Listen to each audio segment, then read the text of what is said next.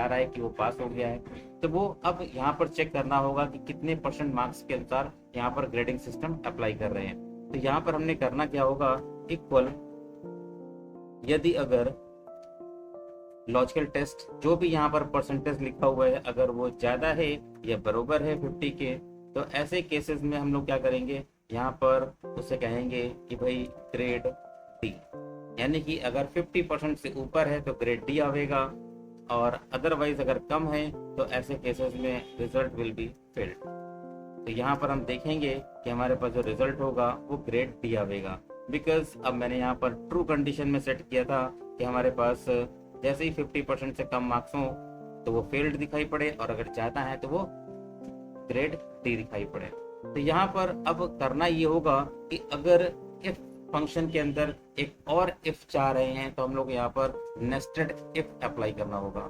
ये nested if कैसे applied होता है, आइए देखते हैं हम लोग यहाँ पर कि इसको हम इरेज करेंगे, और अब ऐसे केसेस में एक और इफ इम्प्लीमेंट करेंगे यहाँ पर, यदि अगर ऐसा हुआ कि जो कुछ भी लिखा है अगर वो ज्यादा है या बरोबर है 60 के। 50 के केस में क्या था, अगर कम होता है तो फेल्ड, और अगर ज्यादा होता है तो ये भी चेक करो कि यदि अगर 60 से ज्यादा है तो ऐसे केसेस में grade C, otherwise comma grade D. तो आपने एक बात सीखी कि इफ फंक्शन के अंदर दूसरा इफ कैसे इंप्लीमेंट करते हैं। तो यहाँ पर अब जो मार्क्स आ रहे हैं वास्तविकता में 60 से ऊपर हैं तो ग्रेड सी दिखाई पड़ रहा है। तो फ्रेंड्स अब करना ये होगा कि एक कंडीशन और यहाँ पर पुटअप करते हैं, जैसे कि हमने यहाँ पर ग्रेड सी लिखा है, आप इसको इसी तरह से कीजिएगा, इसको इरेज कीजिएगा चूंकि ये ट्रू कंडीशन है, और यहीं पर जहाँ पर ट्रू कंडीशन आ रही है एक और इफ अप्लाई कर दीजिए। इफ जो कुछ भी लिखा है अगर वो ज्यादा है या बराबर है, ग्रेटर देन और मोर इक्वल 70, तो मार्क्स के अनुसार यहाँ पर वो कंडीशन पुटअप की जाएगी कि यहाँ पर grade B, otherwise comma grade C. तो हम लोगों ने इस तरह से ग्रेड बी, ग्रेड सी अपना फील्ड के लिए सेटअप कर लिया है। नाउ अब आप देख पा रहे हो ग्रेड बी। अब आपने क्या करना है, डबल क्लिक करो और सब जगह अप्लाइड हो जाएगा। अगर फेल्ड है तो फेल, अगर पास है तो पास, कौन सा ग्रेड आ रहा है वो देखने को मिल रहा है। तो अब मुझे यहाँ पर एक काम और करना है कि यदि अगर मान लीजिए 80 से ऊपर मार्क्स हैं, तो जब यहाँ पर आपने 70 लगाया था, ये जो ट्रू कंडीशन आई है यहाँ पर, अब यहाँ पर कर्सर रखिए, इसको इरेज कीजिए और यहाँ पर एक इफ और लगा दीजिए। यदि अगर हमारे पास जो कुछ भी लिखा हुआ है अगर वो ज्यादा है या बड़ा बराबर है 80% के, सो यहाँ पर जो रिजल्ट आवेगा अगर ट्रू पाया जाता है तो grade A, otherwise grade B.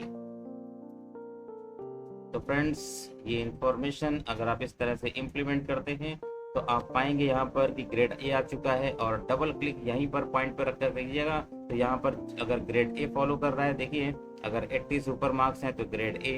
अगर हम लोग यहाँ पर कह देते हैं कि 79, तो फ्रेंड्स यहाँ पर ये 89, 80 से कम है, कंट्रोल आर करके इस्तेमाल कीजिएगा तो जब जगह पर 79, और यहाँ पर आप देख रहे हो कि 79 यानी 80 से कम है तो ग्रेड बी आ रहा। अगर 80 से ऊपर होता तो ये ग्रेड ए हो जाता। आइए इसको भी टेस्ट करके देखते हैं कि यदि अगर 80 के बरोबर है तो ऐसे केस में क्या होगा।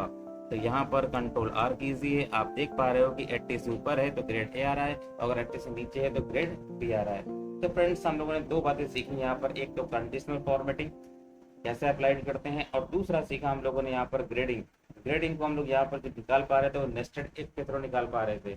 नेस्टेड इफ यानी कि इफ फंक्शन के अंदर दोबारा हम फिर से एक बार इफ फंक्शन का इस्तेमाल कर रहे हैं। तो फ्रेंड्स यहाँ पर आप देखिए हमने कितनी बार इफ फंक्शन इस्तेमाल किया है, 1 2 3 4, 4 टाइम मैंने इफ कंडीशन लगाई है और यहाँ पर 4 ब्रैकेट्स भी अप्लाइड हो रहे हैं। तो फ्रेंड्स अगर ये इन्फॉर्मेशन आपको समझ आई हो तो please do like, comment and share.